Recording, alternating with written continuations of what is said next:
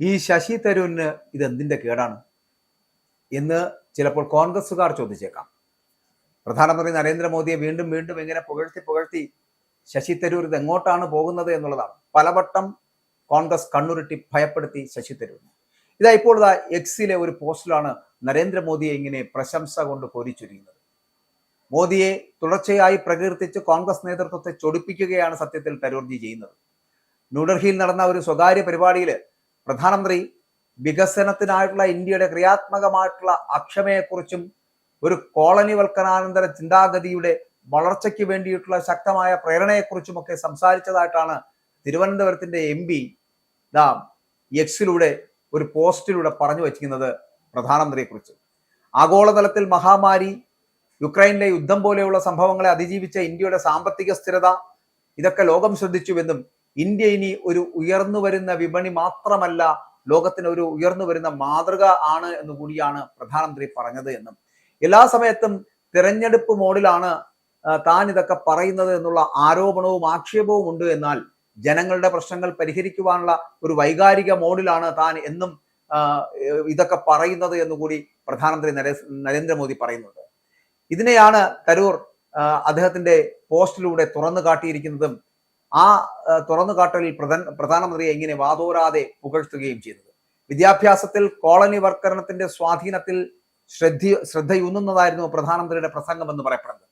അടിമത്ത മനോഭാവത്തിന്റെ ആ വർഷത്തെ മനോഭാവത്തിന്റെ വർഷത്തെയൊക്കെ മെക്കാളയുടെ പാരമ്പര്യം തിരുത്തുന്നതിനെ കുറിച്ചാണ് പ്രധാനമന്ത്രി കൂടുതലായി സംസാരിച്ചത് എന്നും ഇന്ത്യയുടെ പൈതൃകം, ഭാഷകൾ, വിജ്ഞാന സമ്പ്രദായങ്ങൾ എന്നിവയിൽ അഭിമാനം പുനഃസ്ഥാപിക്കുന്നതിനായിട്ട് 10 വർഷത്തെ ദേശീയ ദൗത്യത്തിന് പ്രധാനമന്ത്രി ആഹ്വാനം ചെയ്തു എന്നുകൂടി തരൂർജി കൂട്ടിച്ചേർക്കുന്നുണ്ട്. മൊത്തത്തിൽ പ്രധാനമന്ത്രിയുടെ പ്രസംഗം രാജ്യ പുരോഗതിക്കായുള്ള ഒരു സാമ്പത്തിക വീക്ഷണമായിട്ടും പ്രവർത്തനത്തിനുള്ള വലിയൊരു ആഹ്വാനമായിട്ടും വർത്തിച്ചു എന്ന് പറയപ്പെടുന്നുണ്ട്. സദസ്സിൽ ഉണ്ടായിരുന്നത് കൊണ്ട് തന്നെ അതിൽ വലിയ സന്തോഷമാണ് എന്നുകൂടി തരൂർജി തന്റെ എക്സിലൂടെ പോസ്റ്റ് ചെയ്യുന്നുണ്ട്. പരിപാടിയിൽ തരൂർ BJP നേതാവും മുൻ നിയമമന്ത്രിയുമായിട്ടുള്ള രവിശങ്കർ പ്രസാദിനൊപ്പം ഇരിക്കുന്ന ദൃശ്യങ്ങളടക്കം അദ്ദേഹം തന്നെ അദ്ദേഹത്തിന്റെ എക്സിൽ പോസ്റ്റ് ചെയ്യപ്പെടുകയും ചെയ്തിട്ടുണ്ട്. തരൂരിന്റെ വലതുവശത്ത് മുൻ കോൺഗ്രസ് നേതാവ് ഗുലാം നബി ആസാദ് കൂടി ഉണ്ടായിരുന്നു എന്നുള്ള പ്രത്യേകത കൂടി അതിനകത്തുണ്ട്. എന്തായാലും പ്രധാനമന്ത്രിയുടെ പ്രസംഗത്തെക്കുറിച്ചുള്ള തരൂരിന്റെ പ്രശംസ കോൺഗ്രസ് നേതാക്കൾ സ്വീകരിക്കുവാൻ സാധ്യതയില്ല. വിശേഷിച്ചും അദ്ദേഹം ഇത് ആദ്യമായല്ല പ്രധാനമന്ത്രിയെ പ്രശംസിച്ചുകൊണ്ട് സംസാരിക്കുന്നത്. 19ാം നൂറ്റാണ്ടിൽ 1834 ഇന്ത്യയിലെത്തിയ ബ്രിട്ടീഷ് MP ആയിട്ടുള്ള തോമസ് ബാബിംഗ്ടൺ മെക്കാളയാണ് പ്രധാനമന്ത്രി ഇതിനകത്ത് പരാമർശിക്കുന്നത്. ഇന്ത്യയിൽ പാശ്ചാത്യ വിദ്യാഭ്യാസ സമ്പ്രദായം അവതരിപ്പിച്ചതിൽ അദ്ദേഹത്തിന് പങ്കുണ്ട് എന്നും അതനുസരിച്ച് ഇംഗ്ലീഷ് എല്ലാ സ്കൂളുകളിലെയും ഔദ്യോഗിക ഭാഷയായി മാറി എന്നും പറയപ്പെടുന്നുണ്ട്. ഇന്ത്യയുടെ പരമ്പരാഗത വിദ്യാഭ്യാസ സമ്പ്രദായത്തിൽ നമ്മുടെ സംസ്കാരത്തിൽ അഭിമാനിക്കാൻ നമ്മെ പഠിപ്പിക്കുകയും നമ്മുടെ വിദ്യാഭ്യാസം പഠനത്തോടൊപ്പം വൈദഗ്ധ്യത്തിനും ഊന്നൽ നൽകുകയും ചെയ്തു എന്നുകൂടി പറയപ്പെടുന്നു. അതുകൊണ്ടാണ് മെക്കാളെ ഇന്ത്യയുടെ വിദ്യാഭ്യാസ സമ്പ്രദായത്തിന്റെ നട്ടെല്ല് തകർക്കാൻ തീരുമാനിച്ചത് എന്നും പ്രധാനമന്ത്രി പറഞ്ഞു വയ്ക്കുന്നു എന്നാണ് ഇതിലൂടെ അർത്ഥമാക്കേണ്ടത്. ആ കാര്യത്തിൽ മെക്കാളെ വിജയിക്കുകയും ചെയ്തു. വിദ്യാഭ്യാസ സമ്പ്രദായത്തിന്റെ നട്ടെല്ല് തകർക്കുന്ന കാര്യത്തിൽ മെക്കാളെ വിജയിക്കുകയും ചെയ്തു എന്ന് കൂടി പ്രധാനമന്ത്രി പറഞ്ഞു വെച്ചിട്ടുണ്ട്. ബ്രിട്ടീഷ് ഭാഷയ്ക്കും ബ്രിട്ടീഷ് ചിന്താഗതിക്കും ആ കാലയളവിൽ കൂടുതൽ അംഗീകാരം ലഭിക്കുന്നുണ്ട് എന്ന് മെക്കാളെ ഉറപ്പിച്ചു.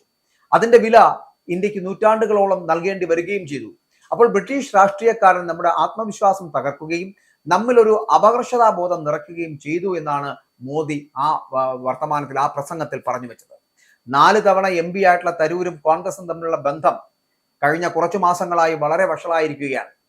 ഏപ്രിൽ 22 പഹൽഗാം ഭീകരാക്രമണത്തിന് ശേഷം ഓപ്പറേഷൻ സിന്ദൂർ വിശദീകരിക്കുവാൻ അയച്ച സർക്കാർ പ്രതിനിധി സംഘത്തിലെ പ്രതിപക്ഷ മുഖങ്ങളിൽ ഒരാളായി അദ്ദേഹത്തെ തിരഞ്ഞെടുത്ത സമയം മുതലാണ് ഇത് ആരംഭിച്ചു തുടങ്ങിയത്. തരൂർ അമേരിക്കയിലേക്കും മറ്റ് 4 രാജ്യങ്ങളിലേക്കുമുള്ള പ്രതിനിധി സംഘത്തെ നയിക്കുന്ന ലീഡറായിരുന്നു.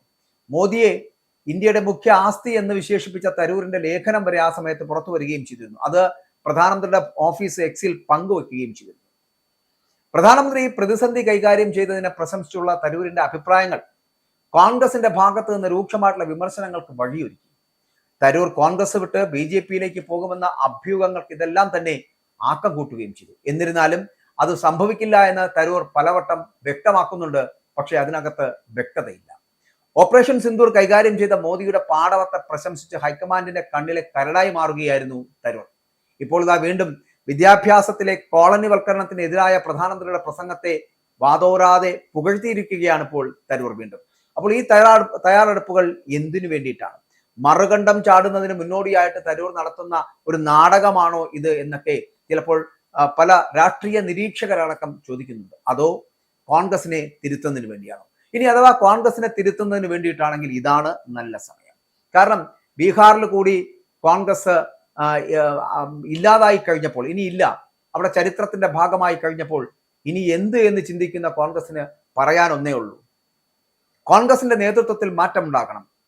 ആ കോൺഗ്രസിന്റെ നേതൃത്വത്തിൽ മാറ്റമുണ്ടാകണമെങ്കിൽ പണ്ട് 1969-ലും 78-ലും ഒക്കെ ഈ കോൺഗ്രസ് പിളർന്നിട്ടുണ്ട്. അതുപോലൊരു പിളർപ്പിന് സമാനമായ രീതിയിൽ ഒരു പിളർപ്പിലേക്ക് കോൺഗ്രസ് എത്തേണ്ടതുണ്ട്. അങ്ങനെ പിളർത്തിയെടുത്ത് പോകാൻ കഴിയുന്ന ഒരു നേതാവ് ഉണ്ടാകണം. അങ്ങനെ ഒരു നേതാവ് ഈ കോൺഗ്രസിനകത്ത് ഇപ്പോൾ ഇല്ല. അതിന് ഈ ശശി തരൂരിന് കഴിയുമെങ്കിൽ ഒന്നുകിൽ ഈ കോൺഗ്രസ് പാർട്ടി രക്ഷപ്പെടും, ഇല്ലെങ്കിൽ ഇതോടുകൂടി കോൺഗ്രസ് പാർട്ടി ഇല്ലാതാകും. അപ്പോൾ ഇനി ചെയ്യാനുള്ളത് പഴയ G20 നേതാക്കൾ എല്ലാവരും കൂടെ ചേർന്ന് നിന്നുകൊണ്ട് ഒരു പുതിയ കോൺഗ്രസ് ഉണ്ടാക്കുന്നതിനെ കുറിച്ച് ആലോചിക്കുക. രാഹുൽ ഗാന്ധിയെയും ഒപ്പം തന്നെ ഈ KC വേണുഗോപാലിനെയും ഒക്കെ ഈ പാർട്ടിയിൽ നിന്ന് പുറത്താക്കുക. എന്നിട്ട് ഈ പാർട്ടിയെ പിടിച്ചെടുക്കാൻ നോക്കുക. കോൺഗ്രസിനുള്ളിൽ തന്നെയുള്ള ഒരു കോൺഗ്രസ് ആയി പ്രവർത്തിക്കുവാൻ ശശി തരൂർ നേതൃത്വം നൽകാൻ ശ്രമിച്ചാൽ ചിലപ്പോൾ ഒരു പാർട്ടി ഉണ്ടായേക്കാം. നിങ്ങളുടെ തത്വശാസ്ത്രങ്ങളും നിങ്ങളുടെ നയങ്ങളും നിങ്ങളുടെ നിലപാടുകളും കൊണ്ട് കോൺഗ്രസിനെ കുടുംബാധിപത്യത്തിൽ നിന്ന് മാറ്റിയെടുക്കുവാനും കഴിയാം. അങ്ങനെയെങ്കിലും ചെയ്യാൻ തരൂരിന് കഴിഞ്ഞാൽ ഈ കോൺഗ്രസിനെ രക്ഷപ്പെടുത്തിയെടുക്കാം. ഇല്ലെങ്കിൽ ഇവിടെ ഞാൻ ആദ്യം സൂചിപ്പിച്ച പോലെ ഇപ്പോൾ നടത്തുന്ന പ്രധാനമന്ത്രിയെ ഇങ്ങനെ പുകഴ്ത്തി BJPയും ഒക്കെ പുകഴ്ത്തുന്ന തരൂരിന്റെ ചാട്ടം എന്ന് പറയപ്പെടുന്നത് BJPയിൽ ചെന്നേ അവസാനിക്കും. BJP വലിയ ഉപാധികൾ മുന്നോട്ട് വെക്കും, വലിയ സ്ഥാനമാനങ്ങൾ നൽകും. മാത്രമല്ല തരൂരിനെ തിരുവനന്തപുരത്തിന്റെ MP സ്ഥാനത്ത് നിന്ന് രാജിവെപ്പിക്കുകയും അതിനുശേഷം വീണ്ടും തെരഞ്ഞെടുപ്പ് നടത്തി BJPയുടെ സ്ഥാനാർത്ഥിയായിട്ട് തിരുവനന്തപുരത്ത് മത്സരിപ്പിച്ച് വിജയിപ്പിക്കുകയും ചെയ്യും. അങ്ങനെ തിരുവനന്തപുരത്തിന് BJPക്ക് ഒരു MP ലഭിക്കും. ആ MP-ക്ക് ക്യാബിനറ്റ് പദവി അടക്കം കൊടുത്ത് ഈ ശശി തരൂരിനെ വേണമെങ്കിൽ BJPയുടെ NDAയുടെ മന്ത്രിസഭയിൽ ഉൾപ്പെടുത്തും. അങ്ങനെ ഇന്ന് വരെ കോൺഗ്രസിനോട് ഓരം ചേർന്ന് നടന്ന ശശി തരൂർ ചിലപ്പോൾ നാളെ BJPയോടൊപ്പം NDAയോടൊപ്പം അല്ലെങ്കിൽ മോദിയോടൊപ്പം ആ ക്യാബിനറ്റിൽ ഒരു മന്ത്രിയായി ഉണ്ടാകുമെന്നുള്ള കാര്യത്തിൽ സംശയം.